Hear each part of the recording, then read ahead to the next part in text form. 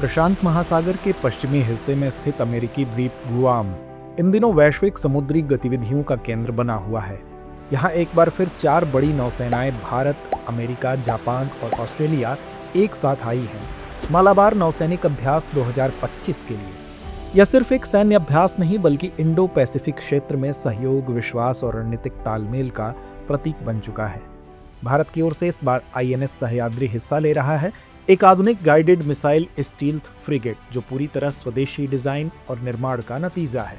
Guam पहुंचते ही यह America के यूएसएस फिट्जेराल्ड, ऑस्ट्रेलिया के एचएमएएस बालाराट और जापान के जेएस ह्यूगा के साथ अभ्यास की तैयारियों में जुट गया है। आईएनएस सह्याद्री की उपस्थिति न सिर्फ भारत की तकनीकी क्षमता का परिचय देती है बल्कि यह आत्मनिर्भर भारत के विजन को भी साकार करती है। यह अभ्यास ऐसे समय में हो रहा है जब भारत और अमेरिका के बीच व्यापार और टैरिफ नीतियों को लेकर कुछ मतभेद हैं। अमेरिकी प्रशासन द्वारा भारतीय तेल पर 25% शुल्क लगाने के बाद संबंधों में थोड़ी ठंडक जरूर आई थी, लेकिन भारत का इस अभ्यास में सक्रिय भाग लेना यह दर्शाता है कि रणनीतिक साझेदारी अस्थायी आर्थिक विवादों से कहीं अधिक मजबूत है। बीते 2 दशकों में भारत अमेरिका संबंधों ने जो गहराई हासिल की है उसे कोई छोटी सी तनातनी प्रभावित नहीं कर सकती। दूसरी ओर भारत, जापान और ऑस्ट्रेलिया तीनों देश चीन की बढ़ती सक्रियता और उसकी तथाकथित ग्रे जोन रणनीतियों को लेकर चिंतित हैं।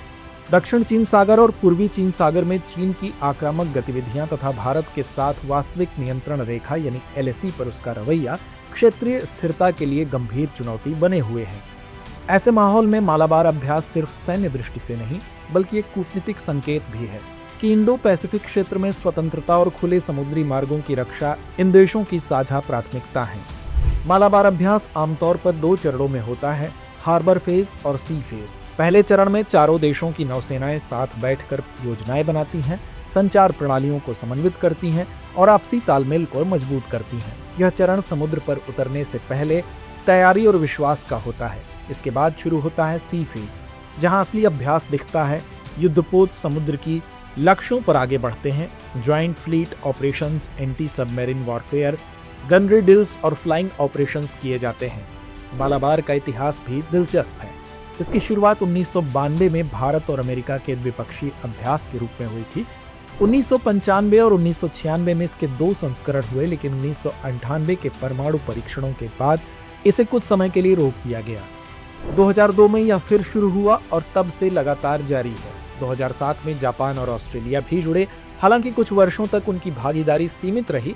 2015 में जापान स्थायी सदस्य बना और अभ्यास त्रिपक्षीय हो गया। फिर 2020 में ऑस्ट्रेलिया की वापसी के साथ यह चारों क्वाड देशों का साझा मंच बन गया।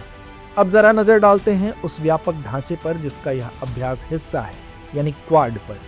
इसकी नींव 2004 की भयानक सुनामी के दौरान पड़ी, जब भारत, जापान, ऑस्ट्रेलिया और अमेरिका ने मिलकर राहत कार्य किए। इसी अनुभव से चारों देशों के बीच सहयोग की भावना विकसित हुई। 2007 में जापान के प्रधानमंत्री शिंजो आबे ने इसे औपचारिक रूप दिया और नाम रखा क्वाड्रिलैटरल सिक्योरिटी डायलॉग यानी कि क्वाड। शुरुआत में कुछ देशों ने इसे केवल एंटी चाइना मंच कहा, जिससे पहल कुछ वर्षों तक ठहर गई। लेकिन जब चीन की नीतियां इंडो पैसिफिक की स्थिरता के लिए चुनौती बनने लगी तो 2017 में क्वाड ने फिर से गति पकड़ी। आज यह मंच केवल सैन्य सहयोग तक सीमित नहीं बल्कि लोकतंत्र, स्वतंत्रता, पारदर्शिता और साझा विकास के मूल्यों का प्रतिनिधित्व करता है। क्वाड का कोई औपचारिक ढांचा, मुख्यालय नहीं है, यह बस 4 देशों की साझी प्रतिबद्धता है।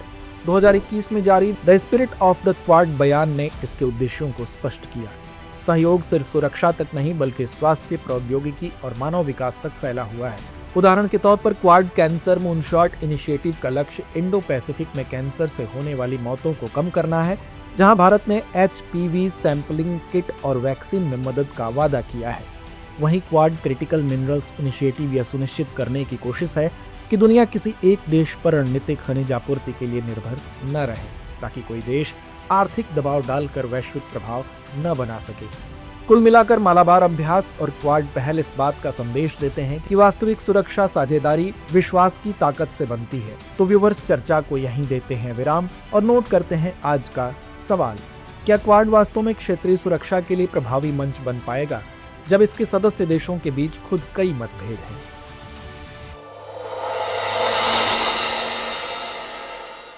अब एग्जाम की तैयारी को और बेहतर करने के लिए हमारे चैनल को लाइक, शेयर और सब्सक्राइब करना ना भूलें।